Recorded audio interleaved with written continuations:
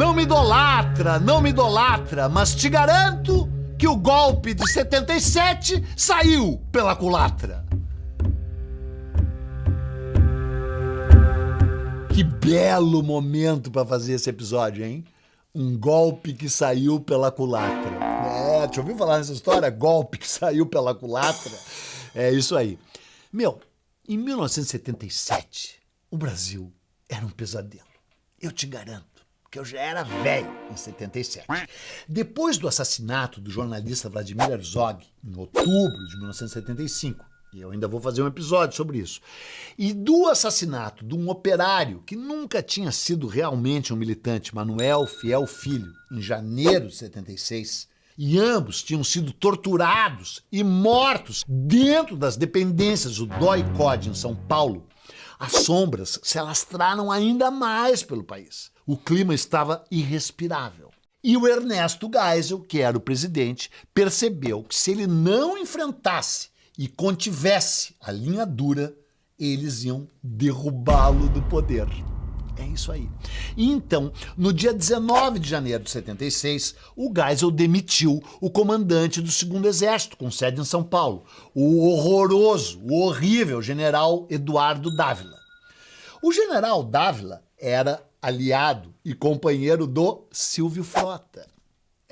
E o Silvio Frota, nesse momento, era apenas e nada mais, nada menos do que o ministro do Exército, o chefe do Estado-Maior. A trama se adensa. E tanto o Eduardo Dávila quanto o Frota estavam nessa parada há anos, cara. É tu que não sabe nada. E por tu não saber nada, as coisas acontecem assim. Porque esses dois milicos estavam conspirando e conspurcando o Brasil. Desde 1952. Em 52, eles tinham participado das desordens que tinham levado à queda do ministro militar Ciliac Leal, que era leal ao Vargas. Em 54, eles assinaram o tal Manifesto dos Coronéis, que acabou empurrando o Vargas para o suicídio. Em 55, eles foram contra o golpe legalista do Marechal Lott, que garantiu a posse do JK. Em 61, eles foram contra a posse constitucional do Jango, depois da renúncia do Jânio. E em 64, esses golpistas de primeira hora conseguiram o objetivo deles, um golpe militar no Brasil.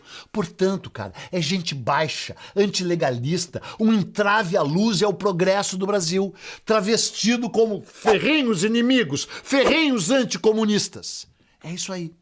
E aí, dando um salto até 1977, tá ali o Silvio Frota, achando que o Geisel era comunista. Tu acredita? E aí, quando ele percebeu que o Silvio Frota estava lançando a sua candidatura para a sucessão do próprio Geisel, ele viu que estava se articulando uma tentativa de derrubada dele. E o que ele fez? Agiu. E agora que vai começar o episódio, cara. Agora que vai começar o episódio. Porque o Geisel já tinha anunciado para o país inteiro, o que quer dizer que ele tinha anunciado para os quartéis, né, na época, que ele só ia tratar da sucessão dele a partir de janeiro de 1978. Ele não queria nenhuma conversa. Na verdade, ele já sabia que ele ia pôr ali o João Batista Figueiredo. Mas o Frota, o Silvio Frota, começou a articular nas sombras, onde sempre esteve e nunca deveria ter saído, para que se lançasse o seu próprio nome. Aí, no início de agosto de 1977, um deputado medíocre, que a história esqueceu, um tal Carlos Alberto de Oliveira, da Arena, ameaçou que ia lançar a candidatura do Frota em pleno Congresso, mas foi contido na última hora. Aí, no dia 23 de agosto, o Geisel pediu para ler o texto que o Frota tinha preparado para ler nos quartéis no Dia do Soldado. E era um pedido totalmente inusitado, né? Aí o Frota já levou o texto lá meio assim e o Geisel parece que deu uma canetada. No dia 8 de setembro, esse mesmo Frota mandou prender um jornalista chamado Lourenço de Aféria, da Folha de São Paulo, que tinha elogiado o heroísmo de um sargento que tinha salvado uma criança e morrido, que uma criança tinha caído num poço com ariranhas no zoológico no Rio de Janeiro. Lembra dessa história? Tu aí atrás, não lembra? Eu vou fazer um episódio.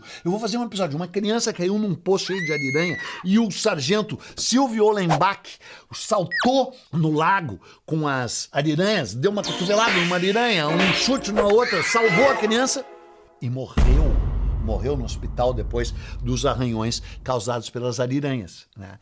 E esse jornalista escreveu uma coluna na Folha de São Paulo atacando, de certa forma, o Duque de Caxias, o patrono do exército. E o tal Silvio Frota mandou prender o cara.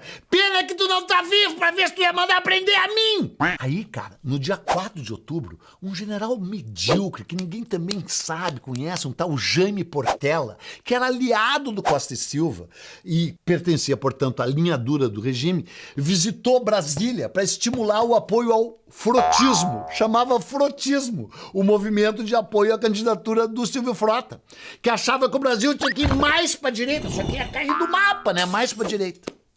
Aí, cara, ao perceber esses movimentos todos, no dia 10 de outubro, se deu aquele diálogo que eu falei. Não se deu, né? Mas no dia 10 de outubro, o Geisel chamou o Golbery e o Hugo de Abreu e disse para eles: vou demitir o Silvio Frota daqui a 2 dias. Porque dali a 2 dias era 12 de outubro de 1977, né? Feriado. Seria a primeira exoneração de um ministro do Exército desde 1964, né? Como é que um milico ia exonerar um milico? E aí o Golbery disse pro pessoal do Diário Oficial: vocês vão funcionar durante o feriado para publicar a nota. Aí no dia 11 de outubro, o Geisel informou a decisão dele para os comandantes dos 4 exércitos: primeiro exército, segundo exército, terceiro exército, quarto exército. E às 7 horas da manhã do dia 12, que era feriado, chamou o Silvio Frota. Disse: vem, Silvio Frota, vem.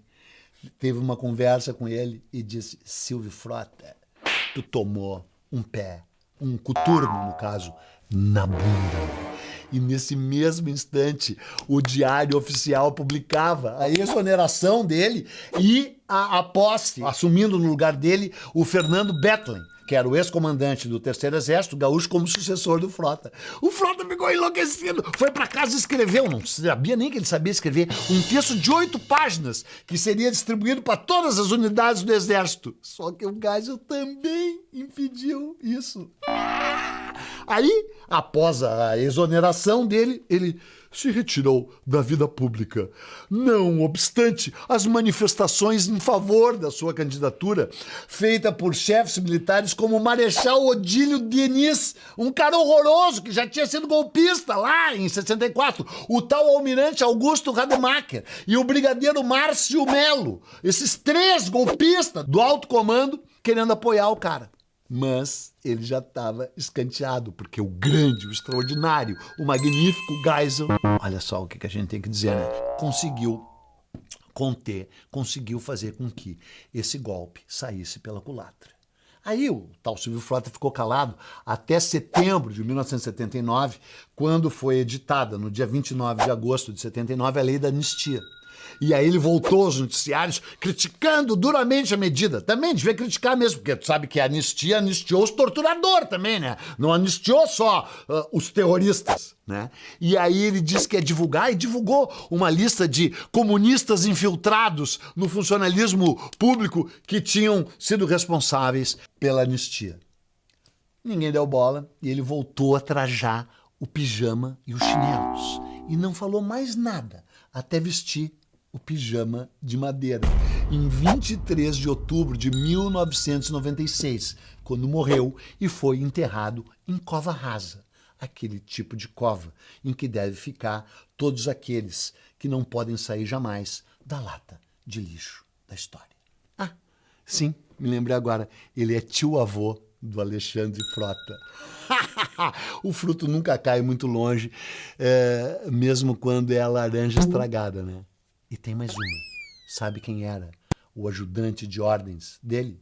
o tal Augusto Heleno, que nunca foi Augusto e nunca soube o que quer dizer helenismo.